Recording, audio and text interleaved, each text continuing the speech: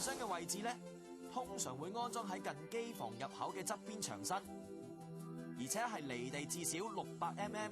仲唔可以靠近所有帶水嘅管道添。喺安裝之前呢，就要先喺牆身將有關嘅掣箱、線槽同埋燈喉等 mark 好位 ，check 下所需要嘅空間係咪足夠。跟住就將配電箱平直咁裝喺牆身上邊，掣箱線槽同燈喉之間就要用梳結同埋杯繩嚟連接。線槽嘅過線坑要用唔少過6mm嘅絕緣板墊好，做足晒咁先叫做完工噶。到棟樓平晒頂之後咧，燈喉、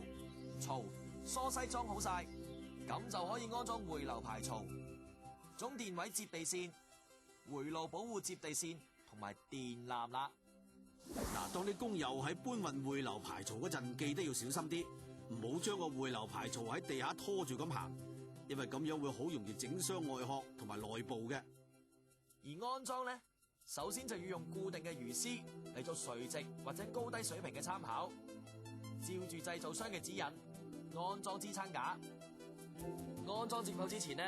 接觸面必須保持乾淨，仲要做埋絕緣測試，跟住就可以將測試合格嘅流排穩固咁安裝上去。整條組合好嘅回流排槽一定要平直，然後先至可以用磅尺，根據製造商指引收緊螺栓。如果遇到有伸縮縫嘅話，咁就要記得安裝埋伸縮配件就好啊。而編排插入式嘅接線箱嗰陣時咧，注意周圍要有足夠嘅維修空間，兼且回流排槽係唔可以靠近或者橫跨任何水喉同埋喉管之下噶。最後仲要喺回流排槽過牆同埋地台嘅罅隙填塞防火物料，咁樣先至係真正搞掂噶。總之工序做得企企理理，金雲仲唔係至叻係你？都係跟炳叔你學嘢啫。炳叔講嘅嘢梗係值得學啦，但係其他專家講嘅嘢都唔可以忽視嘅。有請專家。但更加要注意在安裝期間，接駁好嘅回流排要做好保護，避免水同沙塵積聚喺接駁位，引致日後發生問題。記住啦，國強又到你啦。安裝總等電位接地線呢個工序咧，就係將其他系統，例如消防、供水喉、煤氣嘅總喉、防口配電箱、避雷系統等能夠導電嘅部分連接而成為一個等電位地帶，而接地線嘅接面積一定要符合供電條例。冇錯啦，回路保護接地線可以係獨立嘅銅帶，或者係電纜嘅鋼絲、線槽同埋懸水燈喉。咁至於膠喉同埋軟喉就要安裝獨立嘅回路保護接地線啦。回路保護接地線同埋等電位接地線都要連接到總接地等上面嘅，而接地帶通常都係鍍石銅帶，而且仲要用銅帶碼平直咁裝喺牆身上面，碼同碼之間唔可以多過1米。安裝電纜呢個步驟又叫做放線，所指嘅分別係喺疏西同埋線碼上嘅明線、線槽同埋燈喉嘅暗線，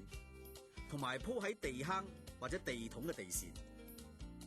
電纜鋪設嗰陣時咧，電纜應該從纜盤嘅上端引出，避免電纜喺支架上同埋喺地面摩擦拖拉。而電纜嘅切口咧，記得要用絕緣膠紙做防潮封好啊。喺放明線嘅時候，疏西上面要鋪設足夠嘅滾筒，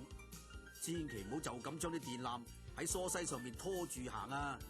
而電纜彎曲半徑一定唔可以少過嗰條電纜直徑嘅8倍。而鋪設好嘅電纜就要將佢哋紮緊喺疏西或者線碼上邊，紮帶或者線碼之間嘅距離一定唔可以多過1米嘅，而且每組電纜之間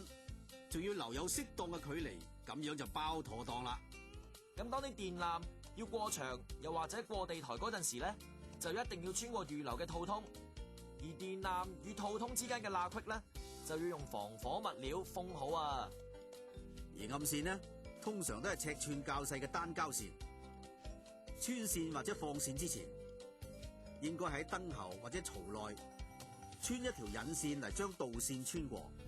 嗱，所穿嘅電線數量就要遵照電力線路規例嘅指引嚟做先至得㗎。線槽入邊嘅電線仲一定要整齊咁紮好。記住，唔同電壓同緊急供電系統嘅電線要分別安裝喺唔同嘅線槽或者燈喉裏邊嘅。至於藏喺地下嘅電纜咯，就要採用線井同埋膠桶嚟鋪設；而藏喺車路下面呢，就要轉用鐵桶。記住啊，線井之間嘅距離係唔可以超過10米，而改變方向嘅位置咧一定要有線井。而膠桶就要埋喺地底至少900mm深，管嘅內徑就唔可以少於電纜外徑嘅1.5倍。